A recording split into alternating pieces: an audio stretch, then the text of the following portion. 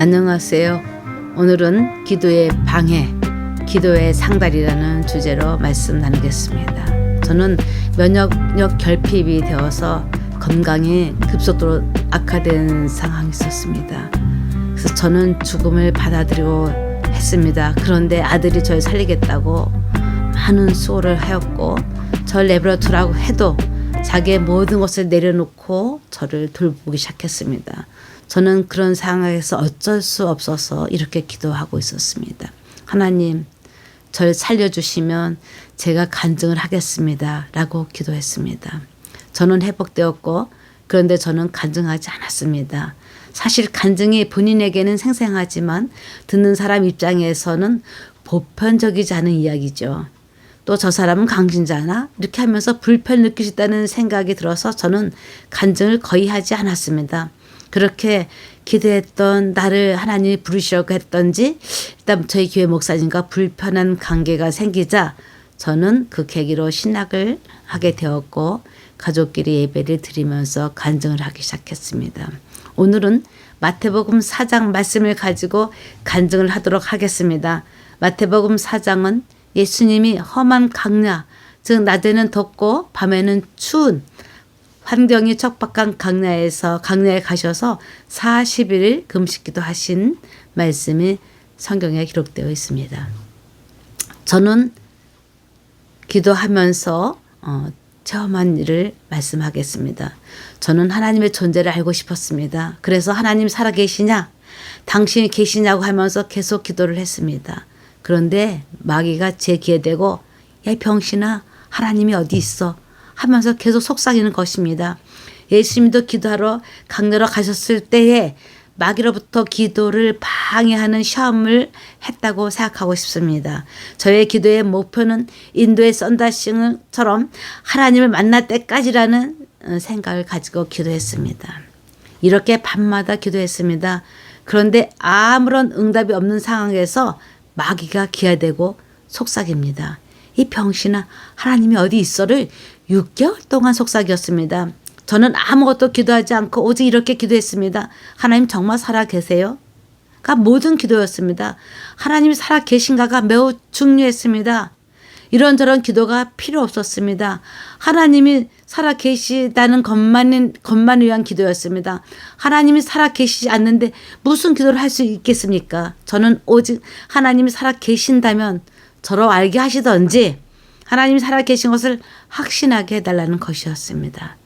사실 하나님에 대한 지식은 어려서부터 교회 다녔으니까 하나님은 살아 계시고 예수님이 우리 죄를 위해서 돌아가셨다고 입으로 말하고 또 그렇게 알고 있었습니다. 그러나 그때의 기도는 절박했습니다. 저는 살고 싶지 않았습니다. 세상에 살고 싶은 곳이 아니라고 생각했습니다. 저는 사람들의 이기적인 모습 속에서 사는 것이 불편했습니다. 교회 다니는 사람이나 교양이 있다고 하는 사람들의 이중성이 너무도 보여서 불편했습니다. 그래서 살고 싶지 않았습니다. 그런데 자살을 하게 되면 제 생명이 끊어진 다음에 영적 세계와 부딪히게 된다면 어떻게 될까? 만약 지옥이 있어서 제가 지옥에 가게 된다면 이건 엄청난 사건이라는 것은 이 머릿속에 맴돌아서 저는 하나님이 살아 계신가가 된 문제가 절박했고 확실히 알아야 했습니다. 6개월 동안 하나님 살아 계십니까만 기도하는 저에게 마귀는 계속 귀에 대고 속삭였습니다. 야 이 병신아 하나님이 어디 있어?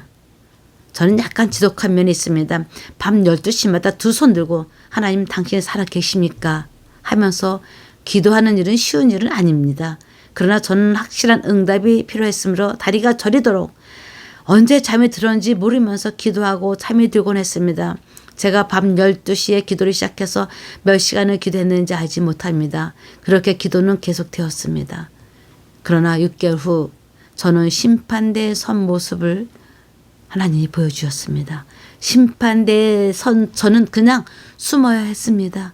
모든 시 공간을 초월하며 직면하시는 하나님을 볼 수 없었습니다. 이게 죽음이라는 것을 그냥 알았던 것입니다. 당신 심판대에 서면 무슨 말을 할 수 있다고 생각하십니까? 한마디 말도 할 수 없습니다. 모든 것이 적나라하게 드러나서 무슨 말을 할 수 있겠습니까? 그냥 투시였습니다. 모든 것을 알고 계신 하나님이셨습니다. 저는 내가 죽게 되었다는 것을 알았습니다. 저는 하나님 살려주세요를 하나님께 요청했습니다. 그런데 하나님은 저에게 나의 양들을 양육시키라고 말씀하십니다. 그러시면서 나의 백성들이 너무 어리다고 말씀하셨습니다. 저는 하나님께 계속 기도했습니다. 제가 많은 사람들을 실족시켰는데 어떻게 당신의 양들을 양육시킬 수 있겠냐고 계속 말씀드렸습니다. 이런 기도는 3일이나 계속되었습니다.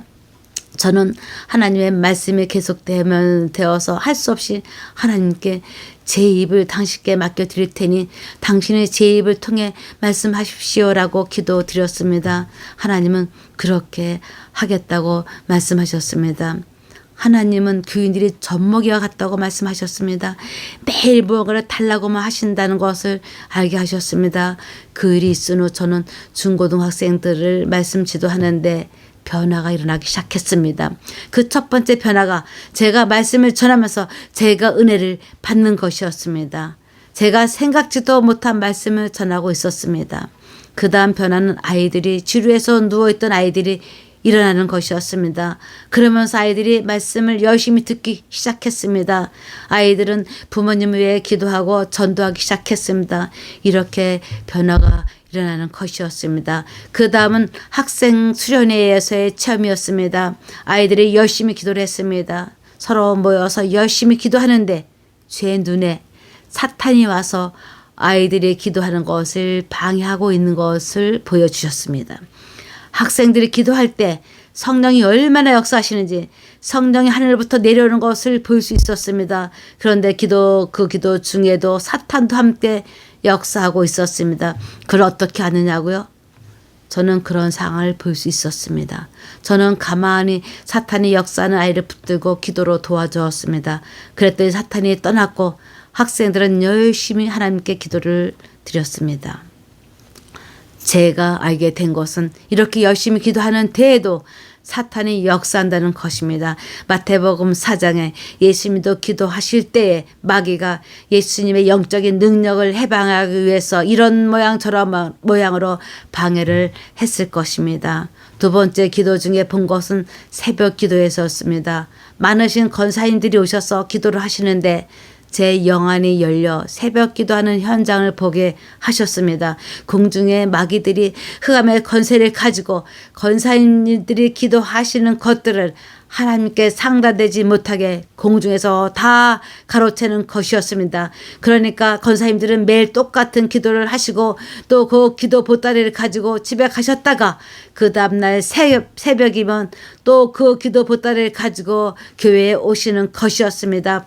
기도에 힘이 없고 매일매일 같은 기도를 하시는 것이었습니다. 저는 이 상황을 보면서 깜짝 놀랐습니다. 우리가 기도하는데 왜 마귀들이 중간에서 기도를 가로챌까? 이는 마태복음 4장에 예수님이 강에서 금식기도 하실 때에도 집요하게 예수님을 시험했다는 것을 보면 이해가 될 것입니다. 이렇게 마귀가 성도의 기도가 상달되는 것을 방해하고 있다는 것을 알게 되었습니다. 이렇게 기도가 하나님께 상달되는 걸 방해하는 것은 성경적일 것입니다. 다니엘이 기도하면서 많은 환상을 보았고 많은 음성을 들었음에도 기도 응답을 전해주는데 20일 동안 방해를 받았다고 성경에 기록하고 있습니다.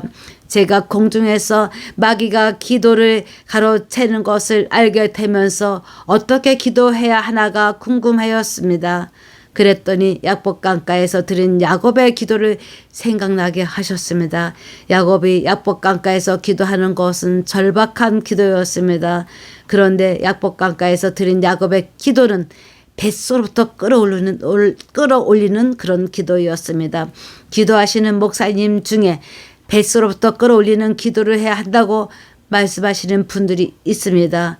기도는 주원부원하는 기도가 아닙니다. 기도는 영적인 기도이어야 합니다. 성령으로 하는 기도이어야 합니다. 우리가 진정으로 하나님을 의지하거나 아니면 진정으로 하나님을 알길 원한다면 이런 마귀가 아무리 방해를 해도 또 우리로 하여금 하나님 믿지 못하게 한다고 해도 하나님께 진정으로 간구한다면 마귀의 모든 시험을 이기는 영적인 승리자가 되는 것입니다. 마귀는 예수님이 기도하시는 곳에서도 마귀는 예수님을 시험했습니다. 마귀는 영원히 꺼지지 않는 불에 던져져 슬피 울 수밖에 없는 존재입니다.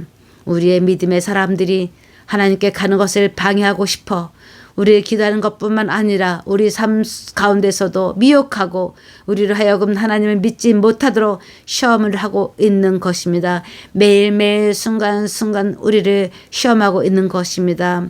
그리고 기도하는 자들로 하나님의 영이 아닌 사탄의 영으로 하나님의 거룩한 뜻을 왜곡시키려고 미혹하고 있는 것입니다. 구약 시대에도 많은 거짓 선지자가 있었습니다. 우리는 늘 조심하여야 합니다. 기도 중에 이렇게 시험하는 사탄이 있음 알고 계셔야 합니다. 우리의 기도가 상달되지 못하도록 공중 권세 잡은 사탄이 가로챈다는 것도 아셔야 합니다. 자칫 잘못하면 많은 시간 기도를 한다 할지라도 사탄이 우리 영혼을 시험하여 혼란을 일으킬 수 있다는 것을 아셔야 합니다. 이는 성경적입니다. 마태복음 7장의 말씀처럼 나더러 주여 주여 하는 자마다 다 천국에 들어갈 것이 아니라고 예수님이 직접 말씀하셨습니다. 우리는 기도할 때 영적으로 기도하는지 즉 입으로 기도하는지 되돌아봐야 합니다. 우리의 심령이 통회함으로 하나님을 향한 열망이 있는지 예수님을 믿지 않는 자들에 대한 아픔이 느껴지는지도 되돌아보아야 합니다. 우리가 영적인 일을 얼마나 생각하고 있습니까? 하나님의 영광을 위해 우리는 무엇을 하고 있습니까? 우리의 기도가 사탄으로부터 방해받지 않고 하나님께 상달되는 기도는 영으로 기도할 때 우리의 기도가 하나님께 상달되는 것입니다. 사탄이 아무리 날뛰어도 사탄은 영원히 꺼지지 않는 불에 던질 것입니다. 또 사탄이 너는 죄인이라고 속삭입니다. 그러면 성도 여러분은 그래 나는 죄인이야. 그래서 난 예수님의 필요해 라고 대적하시면 됩니다. 우리의 두려운 것은 하나님의 심판뿐입니다. 사탄이 아무리 날뛰어도 승리는 하나님의 백성의 것입니다. 사탄은 늘 시시때때로 우리의 기도를 하나님께 상달되지 못하도록 방해를 합니다. 또 사탄은 우리가 예수님을 진실로 믿지 못하도록 방해합니다. 사탄은 예수님을 두려워합니다.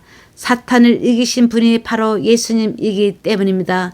성도 여러분은 기도할 때에 기도를 방해하는 사탄이 여러 모양으로 방해한다는 것을 아시고 사탄을 무시하고 물리치시기 바랍니다. 사탄의 기도를 방해하는 중심에는 하나님이 살아계시지 않다고 의심하는 것입니다.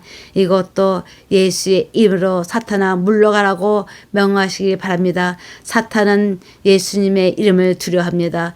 예수 이름 외에는 이런 권세를 주시지 않았기 때문입니다. 당신이 기도할 때 방해를 받는다 해도 신령과 진정으로 하나님을 신뢰하고 하나님의 뜻이 무엇인지 알도록 당신의 길을 여시길 바랍니다. 다 같이 기도하겠습니다. 살아계신 우리 하나님, 우리는 죄인입니다. 우리가 죄인임에도 예수님의 이름으로 우리로 하여금 하나님 나라로 들어갈 수 있도록 축복해 주심을 감사드립니다. 그러나 하나님 나라로 갈 수 없는 사탄은 예수님이 강요해서 기도하실 때에도 시험을 했으며 우리가 기도할 때에도 하나님이 어디 있어 하면서 방해를 하여 예수님을 믿지 못하게 하며 또 기도가 상달되는 것도 가로채서 기도가 하나님께 상달되지 못하게 하는 것을 알았습니다.